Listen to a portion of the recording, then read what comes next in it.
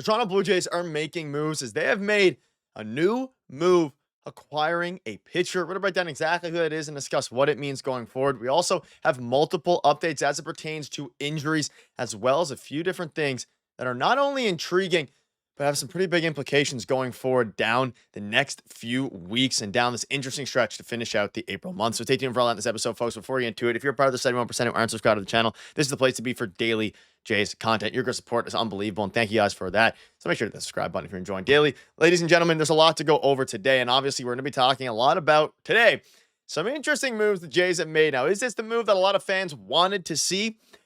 Nope. I wouldn't say so, but it is a move nonetheless, and it kind of indicates how deep in this Toronto Blue Jays team is as it pertains to depth. They are 13 and 15. They are struggling mightily, and most importantly, they have no depth on the hitting side or on the pitching side, and that led to a move that just happened about an hour ago. As of time recording, we've reached a new point where the Blue Jays are hoping to catch lightning in a bottle via waivers. How far are we following with the fifth starter spot? They have claimed right-handed pitcher Casey Lawrence off of waivers from the Mariners. Now, if that name rings a bell to you, A, the Jays faced him earlier this season, just a couple weeks ago against the Mariners, and B, he used to be a Toronto Blue Jay, and we'll dive into his stats here and things like that in a moment. But man, oh man, this signing isn't groundbreaking. It's not going to, change a ton, but there is a good chance that he is used either A, out of the bullpen as long relief, or B, in the starter spot. You can see this here from Keegan Matheson. He actually indicates that this move actually is going to play at the major league level. He announced and claimed Casey Lawrence off of waivers. He's 37 and has appeared in the bigs of the Jays in 2017 and 2022. He's an option to start or give them length as a bulk reliever. And obviously, as we head down the stretch here now, we have a couple other updates. The Jays are in an interesting spot with their starting spot. Max Scherzer's still working back. We'll dive into that update in a minute, but they're just trying to use these off days to skip a day, pitch guys on, slower rest, but ultimately the rest is going to be fine because of the rain delay and the doubleheader that they had. But they are in a tricky spot here, and they needed some, depth in the bullpen. Paxton Schultz did not have a great outing yesterday, so they decided to pick up Casey Lawrence, and let's look at his stats this year. This year, he has a 3.6 ERA in 10 innings, which is somehow good for a minus 0.5 WAR. So that's an interesting one. Now, his FIP is extremely high, so that ERA is deceiving. He hasn't pitched well this season. He really hasn't pitched well at all in his major league career. We think back to 2017 with the Jays. He had an 8.78 ERA, started 2 games. He hasn't started this year for the Mariners quite yet, but at the same time, there's a good chance that he starts some sort of game with the Toronto Blue Jays. And whether that is a start, the next turnaround, whether that's Bowden Francis, not Bowden Francis, whether that's Paxton Schultz coming out and then, Casey Lawrence piggybacking off of Paxton Schultz or vice versa. It is an interesting signing nonetheless, than one that unfortunately for as, bad as he is and has been throughout his career, albeit his best season so far to date of this year with the Mariners. Despite all that, it is, we're talking about this guy as actually a useful option on this, at least not necessarily useful, but a guy that the Jays are going to use.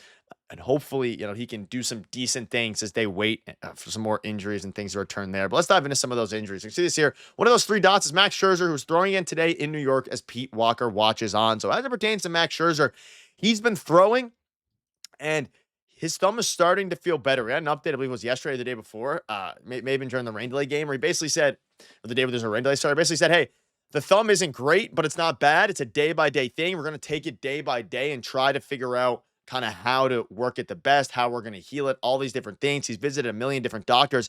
But the fact that he's still throwing is good, because this is now, the second or third week in a row where, he's obviously gotten some of the injections, all these different things with his thumb, but he's continuing to throw the ball, and he's not being sidelined for weeks or days at a time. So I would presume that at the very least, Max Scherzer is going to pitch sometime again this year, and that's why they went out and got a guy like Casey Lawrence. You just have to hope at this point that you're going to be able to use him for some bulk outings, but we have a bullpen that consists of Dylan Tate, Paxton Schultz, and Casey Lawrence now, depending on how they, sign into the major leagues and if they send anyone down and things like that. Bullpen's been rough. Not the back end. The back end's been elite, but the front end of the bullpen has been really, really bad, and hopefully Max Scherzer can come back soon, because this team is in desperate need for some help. And I can guarantee you that Casey Lawrence isn't going to be the guy that we go, hey, he saved the Toronto Blue Jays season. He's going to help that bullpen. The back of the bullpen's good. The front of the bullpen's bad. You obviously got rid of Zach Pop in the offseason, Tim Hazel last year, all these different guys. You don't have Eric Swanson. You don't have Ryan Burr, 2 guys that actually would have, made a pretty big impact here. And speaking of Ryan Burr, he has been transferred to the 60-day IL, which is part of the reason that they did get Casey Lawrence. He's not, necessarily close. He'll be out for another 60 days.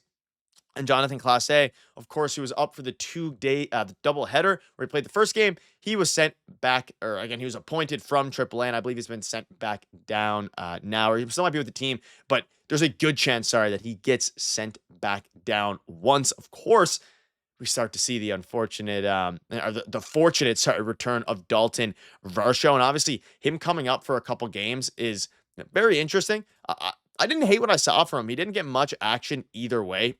Quite honestly, he really just didn't.